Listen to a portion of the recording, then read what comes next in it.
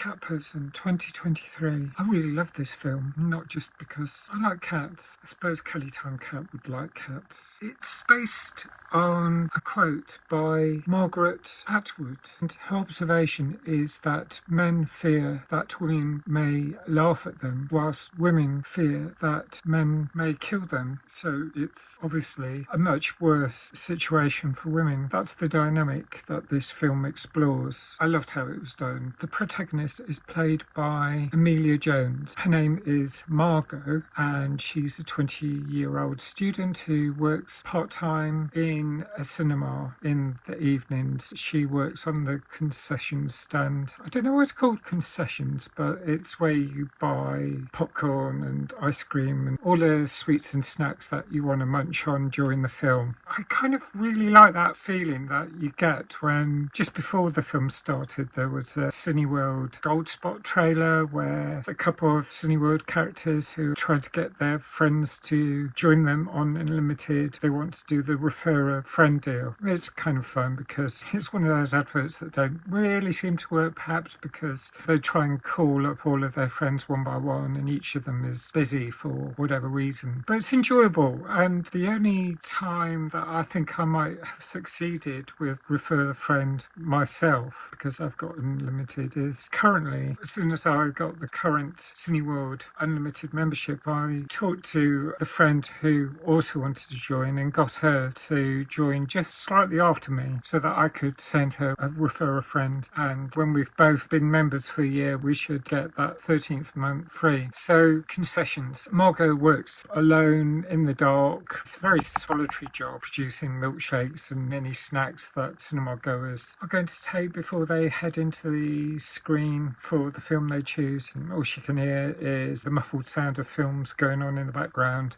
And then this guy takes an interest in her and asks if she wants to give him her phone number, and she does, and they go on a date. Gosh, it's a strange setup. It seems to be a really Halloween-y type film. I was a bit shocked at the start when the BBFC warning says there's bloody images. I just don't look forward to that. Mercifully, they're brief. It was worth watching the film because I love the whole thrill of the ride at the start. There's this dog in the pouring rain. She lets into the dorm where she resides, and then the person in charge complains about her bringing in a dog, and so she has to throw the dog out because no dogs are allowed. But this dog appears later on as well, and there's this whole thing about Robert. He's played by Nicholas Braun, and he says he's got cats, so he's the cat person. And there's that feeling in the film that, oh gosh, when she meets him, when she goes over to his place, she doesn't see the cat. So this really worries her because her best friend, Taylor, played by Geraldine Viswanathan, says that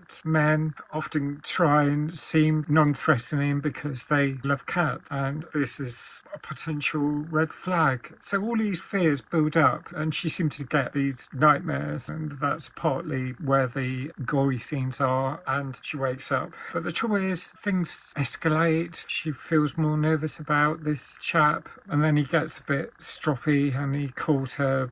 So Robert seems to get nasty when Margot gets cold feet about him, and it might be a misunderstanding, and that's where the tension is in the film. It's either misunderstanding or it's a serious problem, and the two possibilities converge, let's put it that way. So because of the way Margot reacts, she's worried that he's intending ill harm, because she's noticed when she's working in the cinema alone in the foyer and she sees his car outside and he's there, so she's scared, quite understandably. So she's persuaded by her friend that the best thing is to find a way to put a GPS tracker on his car, because that way Taylor and Margot can find out what he's up to and what the deal is about him, because they don't know enough about him. He lives in what's called the Alphabet Street in whatever town. It's some town in, I think it's somewhere in the northeast of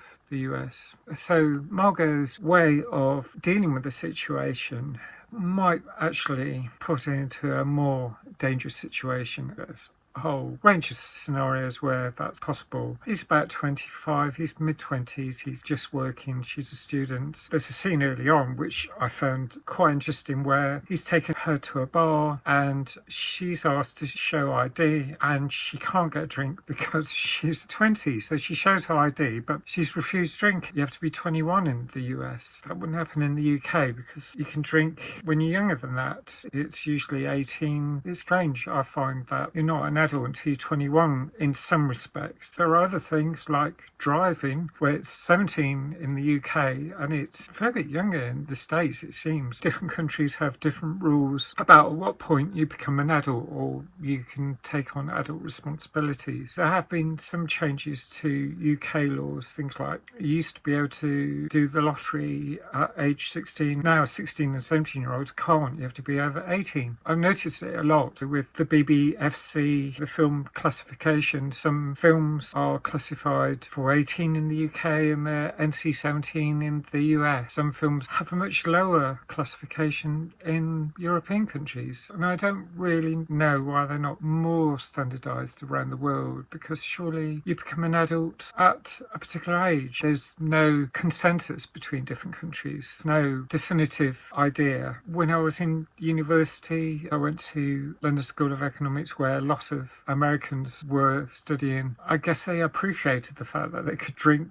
straight off. As a student, it wasn't just in student bars. They could go to any pub in London and drink. Getting back to the film, the whole problem is Margot is worried and it goes quite badly wrong. It becomes life-threatening where trust becomes essential. The tension really builds up. She gets into such a pickle. There's a point where she says, one of us is going to have to die. I really liked it. I think I'm going to score this 9 out of 10. These are my favourite of those sort of psychological thrillers. Films that skip along the edge of horror. I'm not fond of horror these days, but this wasn't really horror, it was more a dark comedy, and I loved it. It was a great exploration of the dynamic of dating, similar in a way to Promising Young Woman. This film is very different from that. That in a way is more dramatic. This is a more light-hearted take, and yet with some surprising threats. If you've seen it, let me know your thoughts. Thanks for watching. See you again soon. Bye for now.